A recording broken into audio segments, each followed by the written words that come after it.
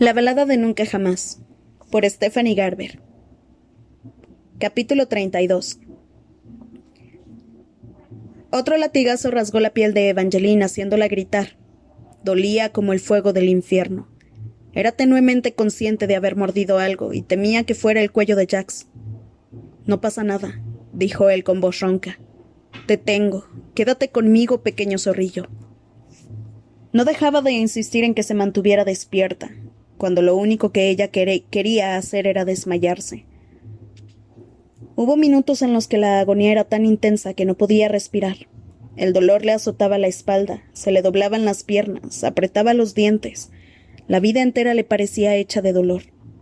Después sintió que Jax le apartaba el cabello húmedo de la frente y le presionaba una mano fría contra la mejilla. Apoyó la cabeza contra su hombro. Estaban en un trineo y ella estaba en su regazo. Él la sostenía contra su pecho, rodeándola con el brazo por debajo de la cintura. Tenía la espalda en llamas. Todo lo que la tocaba ardía. «Casi hemos llegado», susurró. Evangeline deseó preguntarle dónde estaban, pero tenía la garganta demasiado dolorida después de tanto gritar. Lo único que pudo hacer fue entreabrir los ojos. El mundo era gris. No de noche o de día, sino gris. Gris como la muerte y cubierto por una niebla que sabía a humo. Se preguntó si eso significaría que se estaba muriendo. Entonces, el trineo, que avanzaba a toda velocidad por una carretera deteriorada, pasó junto al letrero envejecido que decía «Bienvenidos a la gran mansión Merrywood». No se podía creer que Jax lo hubiera llevado allí. No recordaba por qué, pues le dolía demasiado pensar con claridad, pero sabía que aquel no era un lugar alegre, sobre todo para él. El rocío y la nieve la hicieron temblar mientras Jax conducía el trineo cada vez más rápido, pasando junto a las ruinas de la mansión y adentrándose en el maldito bosque de Merrywood. Siempre que abría los ojos veía árboles esqueléticos y aquel desesperanzado gris. La primera hoja verde que se atrevió a brotar en aquella penumbra le pareció un truco, una ilusión de su mente destrozada. Pero después vio otra y otra, un dosel de suntuoso verde. Allá donde mirara había luz del sol, árboles espolvoreados de nieve y alegres pájaros azules, y casi temió haber perdido la cabeza. Las flores llegaron a continuación en delirantes tonos amarillos y rosados y azul sirena. Bordeaban una carretera en pendiente que bajaba hasta un valle con una posada y un lago, y un viejo letrero que decía «Bienvenidos a la madriguera de Hallow». El nombre no le sonaba. No debía ser una gran casa, o quizá no lo recordaba. El trineo pasó junto a otros letreros tallados que indicaban lugares que no consiguió ubicar hasta que por fin se detuvieron en una posada que no podía ser real. Debía formar parte de un sueño. El tejado estaba cubierto de enormes y alegres setas de sombrero rojo sobre las que dormitaban dragones diminutos. Después estaban las flores, tan grandes que eran del tamaño de niños pequeños, con pétalos de alegres colores en todos los tonos que parecían reaccionar a su llegada. Jax la tomó en brazos con un movimiento rápido y la llevó al interior de la posada. La calidez puso un hormigueo inmediato en su piel, invitándola a mantener los ojos abiertos. Era una lucha. Su cuerpo herido le rogaba que descansara, pero quería saber por qué olía a sidra especiada y a pan recién horneado, y por qué eso le recordaba a su hogar, aunque incluso en su estado actual estaba segura de que nunca había estado allí antes. Junto a la puerta había un gran reloj de alegres colores con péndulos de piedras preciosas, pero en lugar de horas parecía tener nombres de comidas y bebidas, cosas como empanadillas y carne, estofado de pescado, guiso misterioso, tostadas y té, gachas, cerveza, hidromiel, vino, sidra, tarta de miel, crujiente de zarzamora, pastelillos del bosque.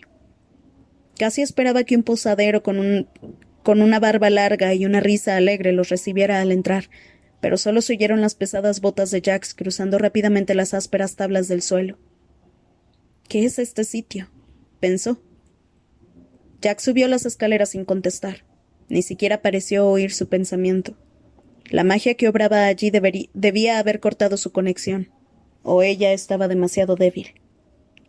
Había velas encendidas y fuegos ardiendo en las chimeneas, pero no apareció ni una sola persona. Imágenes de cuentos de hadas cubrían todas las puertas cerradas de la segunda planta. Un conejo con corona, un caballero con una llave en forma de estrella, un duende pastelero lanzando dulces. Lo dejaron todo atrás rápidamente. Jack subió 2 tramos más de escalera hasta llegar a un par de viejas puertas de cristal que daban a un puente arqueado aún más viejo que conducía a un denso grupo de árboles con las copas nevadas. «Quédate conmigo un poco más», murmuró, y entonces abrió las puertas. Evangeline apoyó la cabeza contra su pecho, preparándose para el regreso del frío, pero en lugar de sentir hielo, la sensación fue de chispas sobre su piel, lo que la hizo sentirse ligeramente aliviada. Fue entonces cuando se dio cuenta de que, aunque seguía sufriendo de dolor, no había experimentado ningún nuevo corte o latigazo desde que habían llegado a aquel lugar desconocido. Se preguntó si se trataría de un nuevo tipo de magia que solo vivía allí, o si ya habrían puesto a salvo a Apolo. Recordó que Jax le había pedido a Luke que buscara a Caos y le pidiera que salvara a Apolo, y esperaba que eso hubiera ocurrido. Los pinzones trinaron una alegre melodía. El puente terminaba en una puerta redondeada enclavada en el interior de las altas ramas de un árbol. Jax tomó aliento profundamente y Evangeline sintió su pecho moviéndose contra ella mientras atravesaban la puerta y entraban en un pequeño apartamento. No había chimeneas ni velas encendidas, y aún así el lugar estaba templado, iluminado por el sol que atravesaba las muchas ventanas. Había tantos ventanales cuidadosamente dispuestos entre las ramas que era difícil saber dónde comenzaba el cristal y dónde terminaba el sol. Seguramente había algunos muebles, pero tenía la vista tan borrosa que le era difícil estar segura. La cama parecía un montón de colchas viejas de estampados desvaídos. Jax le apoyó la cabeza cuidadosamente en una almohada y la tumbó sobre su vientre. Las mantas eran tan suaves como parecían, pero el punzante dolor de su espalda la hizo sisear. «Lo siento, pequeño zorrillo». Jax le apartó el cabello que se le había pegado a la frente. Se sentía en un sueño febril. O quizás se estaba muriendo y por eso Jax estaba siendo tan dulce. «Volveré de inmediato», le dijo con voz amable. Evangeline cerró los ojos y oyó sus pasos, ligeros como si no quisiera despertarla. Abrió los párpados. Había esperado que regresara con algún tipo de curandero, pero solo era Jax, con los brazos cargados de suministros. Los dejó en el suelo de madera junto a la cama y le apartó el cabello con cuidado de la espalda y los hombros. «Tengo que cortarte el vestido». Esa fue la única advertencia que recibió antes de oír el rasgón de un cuchillo al atravesar su vestido empapado en sangre, desde sus omóplatos hasta la curva de su cintura. Por un segundo se olvidó de respirar. Se sintió aún más mareada al sentir las manos de Jax apartándole con suavidad el vestido de la espalda. El proceso fue torturadoramente lento. Jax exhaló varias veces a través de los dientes en silencio, y Evangeline se imaginó lo mal que debía tener la espalda. Pero él no dijo nada al respecto. Le limpió las heridas con cuidado, secándoselas con trapos fríos y húmedos. Cada vez que la tela rozaba un corte le dolía. Pero después sus dedos la consolaban, acariciando el lado ileso de sus costillas, a veces con los nudillos y otras con las puntas de los dedos, y tenía que contener el aliento. «Esto se te da bien», murmuró. «¿Sueles viajar a menudo con chicas que han sido azotadas?» Aquello le arrancó una suave carcajada. «No». Luego le preguntó con suavidad, mientras pasaba un trapo por la parte baja de su espalda, justo por debajo de su cintura. «¿Te pondrías celosa si lo hubiera hecho?» «No soy celosa», intentó decir, pero en lugar de eso respondió: «Por supuesto». Jack se rió más fuerte esta vez. Evangeline se sintió avergonzada. «No pretendía decir eso. No pasa nada. Yo seguramente mataría a cualquiera al que encontrara contigo así». Jax aplicó más presión al subir hasta sus hombros y le arrancó las mangas del vestido una a una, de modo que lo que quedaba de la prenda se deshizo por completo. Evangeline emitió un sonido a medio camino entre un chillido y un gemido. ¿Eso era realmente necesario?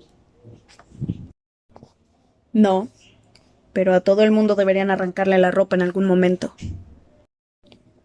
Suponía que Jax intentaba distraerla del dolor, y aún así se sonrojó de las mejillas hasta el pecho.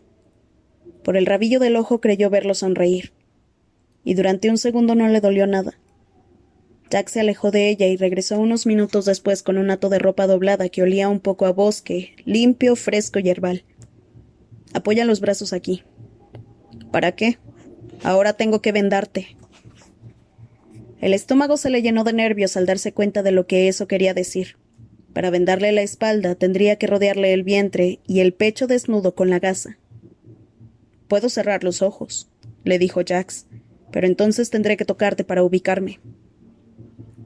Evangeline sintió nuevas mariposas junto a la extraña sensación de que, a diferencia de su comentario anterior, Jax no estaba bromeando. La idea la hizo sentirse ligeramente mareada, pero apoyó los codos sobre el montón de tela.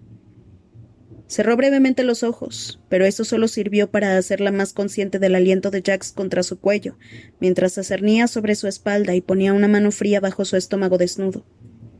Estaba ayudándola a levantarse sobre el colchón, pero ella solo podía pensar en sus dedos desplegados sobre su piel descubierta. No te olvides de respirar, pequeño zorrillo, o las vendas te quedarán demasiado apretadas. Evangeline exhaló e intentó concentrarse en la nieve que caía como si fueran plumas al otro lado de las ventanas, flotando en soñadores copos mientras Jax empezaba a rodearla con la tela. Fue cuidadoso con el vendaje, pero un poco despreocupado con las manos. Cada vez que la rodeaba con la gasa sentía las frías puntas de sus dedos rozando su estómago o sus costillas, y de vez en cuando sus senos.